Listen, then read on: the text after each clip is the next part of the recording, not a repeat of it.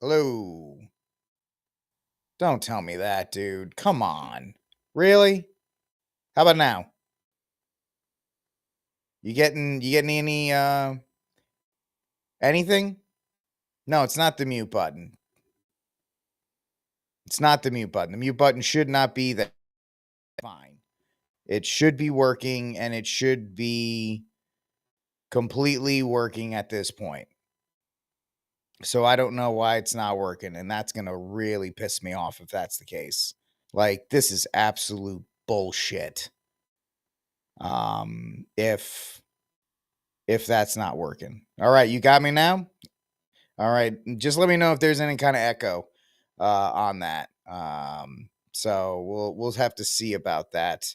But that's the camera that's picking me up. It's not my microphone, which is even more upsetting. What the hell am I using this fucking microphone for if it's not such a oh man. Yeah, but how's the sound? How's the sound on it? Is it sound echoey or does it sound like I'm talking into the microphone? Because the fact of the matter is, it's real tiring that this friggin' software just won't work. And I thought it was the green screen, but now it's not the green screen. Now it's not even the audio working, and it's just oh man, just ridiculous. All right. Yeah. All right. Well, I guess that's good. We'll kind of a little echoey. Yeah. Thank you, Sam. And that's because it's not coming into this stupid thing. It's going into the camera that's all the way back there.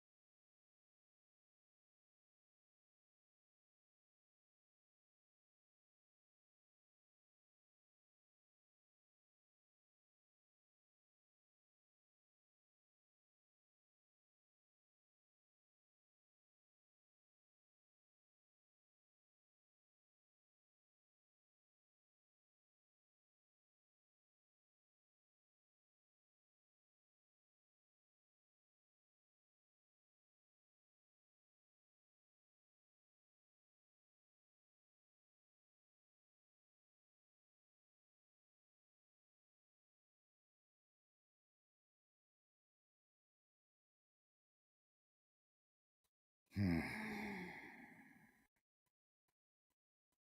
Yeah. No, that's it's not gonna work on that one. Let's see here. I don't want to give you guys audio for that if it's gonna be off of the camera. Because the camera is the one that's actually working on that, but ridiculous, man. Just absolutely so ridiculous. Uh, yeah. Okay. Um. Yeah, I think I'm pretty much I'm done with the Rumble Studio. This is just absolutely yeah because I'm using the camera's microphone. I shouldn't have to use the camera's microphone. I've got a microphone sitting right in front of me, and yet it's not working. So, um, ridiculous. It's good now? Okay. Well, let's try to just get through this show cuz I apologize. I thought it was just the issue with that, but it's not. It's the fact that this whole thing is just no bueno. I'm glad we're doing it on a Friday because, Fridays are a little slower than usual, but it's just it's kind of frustrating. I'm not gonna lie, guys. It's really frustrating because I got all this stuff to get off the green screen, and the green screen fine, and now the microphone's not working because the case may be, and it's just okay. All right. Let's get to it. If you guys can hear me, I'll shut up and let's get to our first story of the night. Um we'll try to have some fun here. We'll try to have some fun. Reshape it and let's go. So, first story of the night, ladies and gentlemen. So, apparently, the NCAA is happening. I don't know if you filled out a bracket or not. I didn't because I don't really get into sports ball the way I used to. And I don't know if I ever will. Just because, it's really difficult to try and get into it with the woke culture, and especially with college sports now with the portal and people moving back and forth and the amount of money that's I'm not opposed to players getting paid, but I am opposed to the system that's currently being set up in college sports where kids are getting paid for play and they can jump to any school they want with no repercussions. You don't get a chance to actually know the students, the guys who are playing for the team, and there's the aura of college basketball is just not the same now that we have, and it's not because money's in there, it's because the NCAA doesn't know how to handle it, and the NCAA doesn't know what to do with itself as far as that goes. But it looks like more people are joining up with not being as involved in the yeah, it is one of those shows, crotchety. It is one of these. I'm glad I'm entertaining you no matter what. So we're good there, man. We're good there as long as it's entertaining. But it seems like other people are joining me as far as not getting as hyped this year for the NCAA tournament as in years past. And I think the fact that the regular season doesn't really matter anymore, nobody really cares about college games. I think we can put into it as well college expansion. You've got Stanford and Cal playing in the ACC tournament, right? And you've got all these other schools flying all over the country in their supposed conferences, and nobody really cares about it. Nobody really cares. Um, about your school or about any of that stuff. Now, I get it. I get it. There's a lot of money in college athletics, but there has to be some kind of happy medium. And until that happens, we're going to see more and more people be more apathetic to the NCAA. So real quick, in East Lansing, Michigan, college sports often dominate conversations, especially in March, when everyone seems to be filling out their brackets. Jessica Caruso would know. She's lived in the area for most of her life. She loves sports and she's a Michigan State fan, but she won't be drawing up a March Madness bracket this year. Oh, I'm aware. I just don't do brackets or anything. I don't gamble. I don't see the appeal of it. She's far from alone in the brackets. As the annual tournament kicks off, and some Americans are skipping the madness, or at least they don't try to predict who will win. A new poll from the Associated Press, NORAC Center for Public Affairs Research, shows that about 7 in 10 U.S. adults say they never fill out brackets for the NCAA men's tournament. I like how they throw women's in there. Nobody fills out the women's brackets. So I like how they always try to shoehorn them in, but nobody cares besides Steph. Um, and then Caruso said, I'm probably not going to watch. I've not really been into it for quite some time. I've never understood March Madness. It's not even that. March Madness used to be a huge deal in the fact that you would have people like teachers used to roll in TVs so you watch it in the afternoon. And you would have people filling out office brackets, and you would have people literally getting involved trying to get this stuff done. And and so outside of that, people just are more they're more apathetic to college sports this year. They really are, and it's showing. Other bracket avoiders plan to watch the tournament games but won't predict winners. For some people, the madness is barely registering.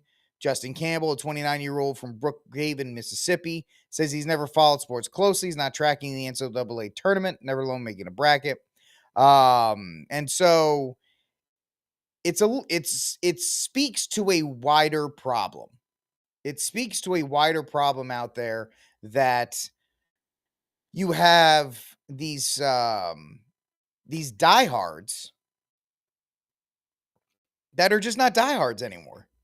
They just don't really care about what's going on with the NCAA tournament.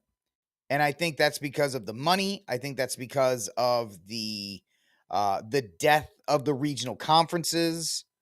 It was a bigger deal when like the Big East was playing the ACC back when the Big East was the Big East with Syracuse and Pittsburgh and the team Boston College before those teams abandoned the Big East to go to the ACC. But the idea here now is that what are they going to do? Because they've completely destroyed their regular season and all the NCAA basketball chips, right? Their value is the March Madness tournament. And if nobody cares about it, what's the use then? Because streaming always had this out of, well, live sports carries streaming. Live sports takes care of streaming. I think that that crutch is starting to fade. So, what are you going to do there? This is Rick Cass, ladies and gentlemen, trying to get this stuff going on Rumble. A little bit of a we're doing some technical difficulties, but I appreciate you guys working with me.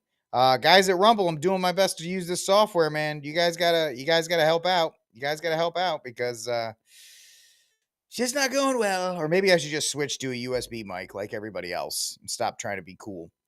All right, ladies and gentlemen, I'm just so cool. Second story of the day. Let's get to it here.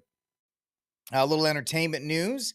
Amy Pascal and David Heyman eyed to run the James Bond franchise for Amazon Studios, which, if you know anything about the film business, Amy Pascal has been behind all of the Spider-Man movies.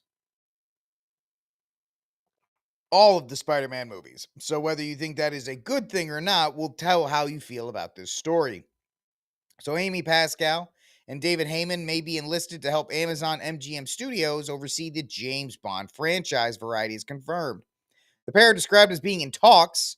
No deal can be signed, however, until the streamer finalizes its pact to buy creative control from Barbara Broccoli and Michael G. Wilson, the producers whose family have overseen all things 007 for decades.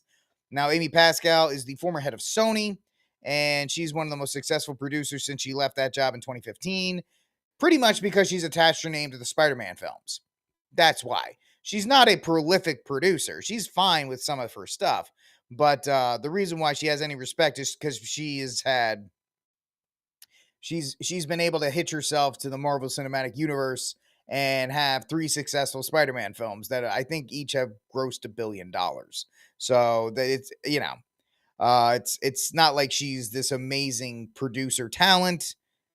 She's just, I mean, it's all luck, right? Half of life is luck anyway, and she's just lucky to be a part of it. Heyman is also familiar with the demands of overseeing massive franchises, having played a similar role in the Harry Potter films and the less beloved, that's a nice way to put it, Fantastic Beasts spinoff. Amazon announced the deal to take over creative control of the series last month. The Broccoli family, though it's through its company Eon, has fiercely guarded the series for decades. However, the family and Amazon were at loggerheads over how to move with the series going forward. So the good news is you have somebody, Stephanie, I think you're correct. I think this James Bond films have run its course. And I don't think that they are really the juice is out of them. The only way you can make any money or make any kind of creative decisions with James Bond is if you go back and make them period pieces. There's one thing they can do, and it's been floating around the internet for a while. They call it Old Man Bond.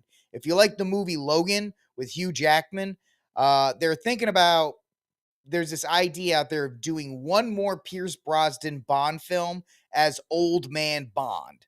and then kind of just shutting it down and rebooting it. But James Bond in today's world, it just doesn't fit as well as it did during the Cold War era. It's kind of a dinosaur if you think about it, as far as uh the I'm not even talking about the womanizing. That's, that's fine. That's a male archetype. Every guy loves that. But the stories he does, what's he gonna do? He's gonna go to Afghanistan every time. He's gonna go where, to Taiwan? He's gonna go to Africa. He's gonna fight off, guys trying to get cobalt. What are the stories that are here? And I think that's a problem that the James Bond films are having. There's actually a lot of IPs that have been dug up, that are being rebooted, that just don't have enough juice to go forward, which is why they kind of went dormant to begin with. So it's not really going to be anything. Now, the idea, I'm with you, Crotchy. The idea of having one more Pierce Brosnan old man Bond film, I could actually get behind, because Pierce Brosnan is my second favorite Bond. Obviously, there's Sean Connery, then there's Pierce Brosnan, and he never got a fair shake as far as Bond. He had one good Bond film, and then they gave him terrible scripts with terrible directors, and he didn't get the support that the idiot that played him recently got. If Pierce Brosnan got the support that this dude got, his Bond would have been a lot better. So outside of like an old man Bond, there's really nothing else they can do with this stuff. They're talking about, what about streaming shows? What about all this other kind of stuff? Now, Amazon's going to mine this for content. You don't pay them $1 billion for the rights to just let it sit there. They'll mine it for content, like, like I said, streaming shows and all these other kinds of things.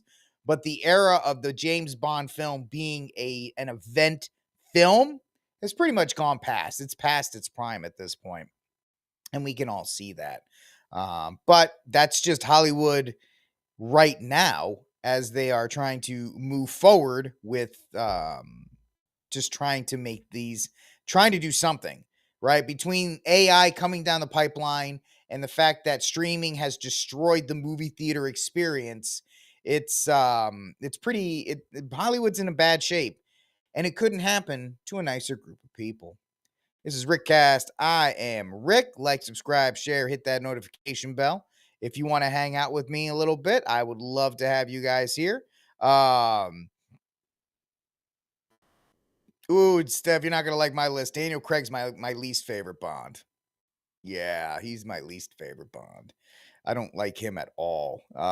He's just not good. So, it's the ultimate list is Connery. Then it's Pierce Brosnan. Then it's the guy who did it for the longest. I forget his name. Then it is, oh man, I'm having a brain fart, so I actually have to remember the then it's Dalton. Who played Bond?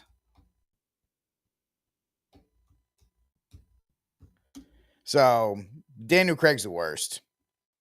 So it's Sean Connery, then it's Pierce Brosnan, then it's Roger Moore, then it's Timothy Dalton, then it's George Lazenby. I'm sorry, then it's Daniel Craig, then it's Lazenby. Roger Moore's number 3, just for longevity's sake. Then Timothy Dalton, who I kind of like Timothy Dalton at 3. And then you could flip Moore and Dalton, and I wouldn't care. I prefer Dalton's Bond. Moore's Bond just had way too many ups and downs. He had some really good ones, but then, the last couple, he was running out of steam, and it was tough to watch. But it's not his fault. They kept offering him the role. I wouldn't say no to it. I just think Daniel Craig's was just too whiny and too much of a passenger in his own films. He was so passive. Now, great. Now, don't get me wrong. Casino Royale, really good film. Skyfall, some people really like it, but the other ones, they were bad. And he just gets so whiny in them that I just couldn't do it. I just really couldn't do it. But film is subjective, and if you like Craig at number 3, then that's cool. You could have Craig at number 1. I may not like it, but who the hell am I? If you like Daniel Craig as your favorite Bond, go with it. I don't agree with it, but I'm an idiot who can't even get Rumble Studio to work. So what do I know? All right, one last thing in entertainment news. If you are a fan of Game of Thrones, which I am not, House of the Dragon season 3 is beginning to film. This is the prequel series to Game of Thrones, which used to be, it was the most watched show um, in America for a long time. And I don't know. I'm not, a bit of a prude. It's too sexually gratuitous. And I'm not a fan of this franchise overall. There are some things to like about the Game of Thrones series if it wasn't just like essentially softcore pornography. But outside of that, it's a little okay. Some people really like it, and they think that this prequel is decent. I haven't watched a bit of it. I have no plans to watch it. So it's but if you're into the show, it's filming. They begin filming of this season, so you have that to look forward to. Nothing much there. It's just, hey, that show's starting to film, so eventually it'll come back around sometime soon. This is Rick Cast. I am Rick. Like, subscribe, share, hit that notification bell, and we will continue on with our topics and our stories as we march through the issues that we have. Yeah, I really think it's just the fact that I have this codex thing. I just need to find like a USB mic like everybody else, like every other normal person, and just plug it into the computer. And that should give me better audio performance. All right, ladies and gentlemen, top story or the big story of the night: Donald Trump and a new fighter jet. A new fighter. Boeing wins $20 billion next generation air defense fighter jet contract. Lockheed Martin fails. We can watch Trump tell you how great it is before I talk about it. Oh wait, I did have one more. We'll talk about that in a second. Let's watch Trump tell you how great it is. The F-47 will be the most advanced, most capable, most lethal aircraft ever built. An experimental version of the plane has secretly been flying for almost 5 years, and we're confident that it massively overpowers the capabilities of any other nation. There's no other nation. We know every other plane. I've seen every one of them, and it's not even close. This is a next level. Level 5 is good. This is level 6, they say. The F-47 is equipped with state-of-the-art stealth technology. It's virtually unseeable and unprecedented power. It's got the most power of any jet of its kind ever made. Maneuverability, likewise, is there's never been anything like it, despite the power and speed. Its speed is top. It's over 2, which is something that you don't hear very often. America's enemies will never see it coming. Hopefully we won't have to use it for that purpose, but you have to have it. And if it ever happens, they won't know what the hell hit them. So there you go. That is the next generation fighter. What is a generation fighter? It's kind of like iPhones or anything else. The new generations and things that come around them. If you kind of look around, the 5th generation fighters are like your F-22 Raptors and your F-35 Lightnings. Some of the things that are thought to be put into a 6th generation fighter, stealth technology, but that's kind of standard now. It's kind of like how every car, even if it's not a sports car, has the paddle shifters in them. I don't know. You find that weird when you get like an SUV and it's got the paddle shifters on there? It's like, this car's not designed for paddle shifters. Anyway, that's kind of a standard thing now. Every one of them has stealth. The next thing, the big thing, is AI. Apparently AI for autonomous or autonomous flight, decision making, and coordinations with unmanned drones or loyal wingmen. Some people are talking about direct energy weapons, hypersonic speeds, network centric warfare. What a network centric warfare thing is enhanced connectivity for real time data sharing with other platforms like satellite ground forces, described as part of a system of systems. Now, the conspiracy theorist in me, not consider, but the person who says, hey, take a look at this, it's going to be interesting to see these next generation fighters being hooked up to Starlink, but that's another thing for another time. Whether you another a feature that could be in these next generation fighters is optionally manned, which we talked about before. It could operate with or without a human, and then sensor fusion upgrades with multi-domain sensors, something like electromagnetic and acoustic for unparalleled situational awareness.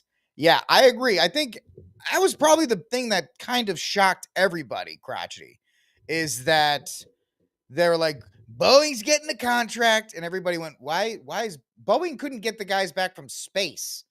Why is Boeing getting the contract? Is this just like a pick me up? How are they demonstrating that they have the capability of making these next generation fighters? But hey, whatever. So they won this $20 billion next generation air defense contract, ensuring its fighter jet design and manufacturing capabilities remain intact. This is from seekingalpha.com. Lockheed Martin, despite losing this bid, remains focused on the F-35 program. That's probably why Boeing got the contract, because the F-35 Lightning has been an absolute disaster. I should have had that ready. Problems with F-35. There's been tons of problems with see, you were asking, Crotch, you thought that the next generation air defense program was behind schedule. Well, that's because the F-35 was one of the most expensive weapon projects in history, with a lifetime cost estimated at over 1.7 trillion, including development, procurement, and decades of maintenance. So yeah, that's not great. Initial development costs ballooned far beyond projections, with per unit pricing starting around 100 to 120 million. The reliability of it struggled with low mission capable rates, but below 70%, meaning many jets aren't even ready to fly. The performance trade off. The problem with the F-35 was that they wanted it to be a jack of all trades. They wanted it to go, they wanted to essentially make one jet that could apply to all military theaters, right? Air to air, air to ground, stealth. And just like a jack of all trades, it's a master of none. Pilots and analysts note that it's not as agile as the F-16 in dogfights and not as fast as the F-22. And of course, it's had software issues, a lot of software glitches, stealth limitations, like you were saying. And then there's just a lot of problems with the F-35. Lockheed Martin made the F-35, so that's why, I guess, since there's only two people left that make defense stuff, just Boeing and Lockheed, Trump's like, the only other one is Boeing, so here you go. Here's some money. See what you can do. There's nothing wrong with the P-51 Mustang.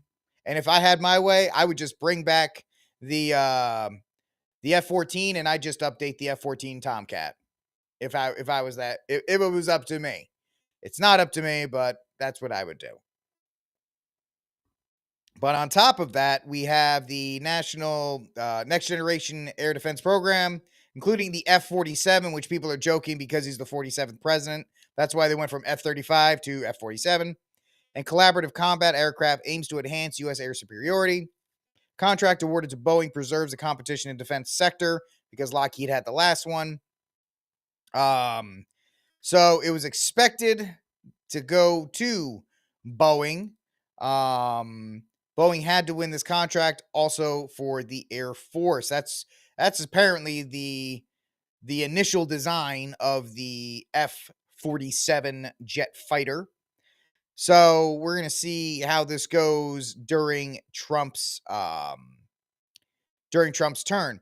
Now, there's also oh no, them's fighting words. I will always say the F-14 Tomcat is the superior fighter, But that's just my little nerd alert. I just love the F-14 way too much. The F-15 is amazing, but I just love the F-14.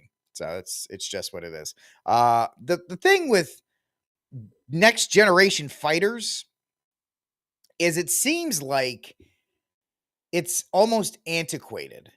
And when I say antiquated, I mean that we live in the age of drones.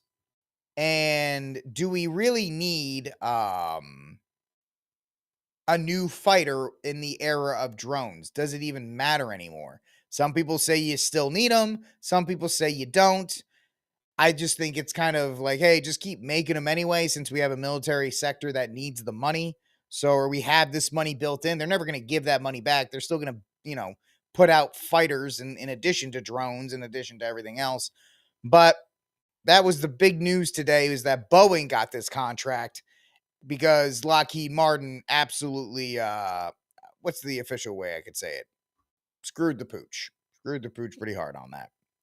All right, this is Rickcast. I am Rick. Like, subscribe, share, hit the notification bell. Let's move on to our next topic. Oh, Jack and Jill went up the hill to get away from the White House, and then Jill was like, I want to go back. And so now they are. And this is not even from a left-leaning outlet. This is from the Daily Caller. Joe and Jill Biden are reportedly trying to quietly weasel their way back into the Democratic Party. After being forced out of the 2024 presidential race, former President Joey B. wants back into politics and wants to, quote-unquote, help the Democratic Party rebuild, people close to the politician told NBC News. The 82-year-old hasn't been heard from much since leaving the White House in January, probably because he's been asleep the whole time. But according to NBC News, who spoke to people close to the former president, Biden has told multiple Democratic leaders he is willing to raise funds, campaign, and do whatever it takes to help the party fight back against Donald Trump. The former president met with newly elected Democratic National Committee Chairman Ken Martin in February to offer his help to the party. Who's going to want Joe Biden back in the game? A significant Biden supporter granted anonymity. I can never say that word. That's one of those words I just can't say. Spoke. Former First Lady Jill Biden, who was the reason he ran in the first place, is the reason why he's coming back in, because Jill misses being in the White House. Jill misses the spotlight. Jill is an evil woman. She really is. I think she is just an awful human being.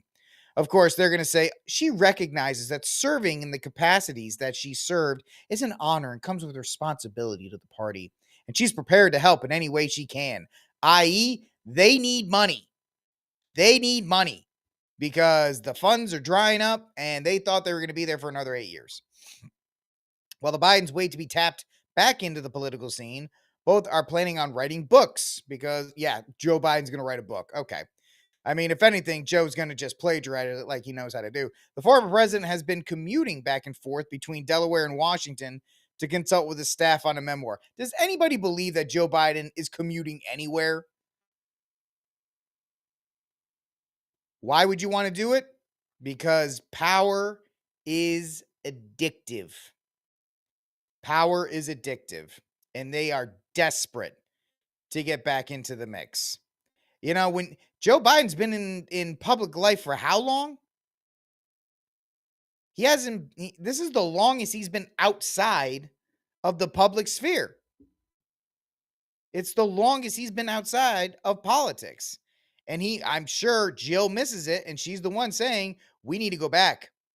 We need to go back. We need to get back into politics because I need to be back out doing rallies. I need the people to see me and love me, even though they didn't like her, but whatever. I don't care. I'm not going to read all that. The former president endorses vice president. Yeah, we all know about that. You know why the Bidens see an opportunity? Because right now, the candidate that has the most support, we've talked about it, is one Ocasio-Cortez, who's apparently storming the entire country with Bernie Sanders. But you know what? The problem is the more you put yourself in front of a microphone, the more likely something like this is going to happen. We need a Democratic Party that fights harder for us together. We need a Democratic Party that fights harder for us together.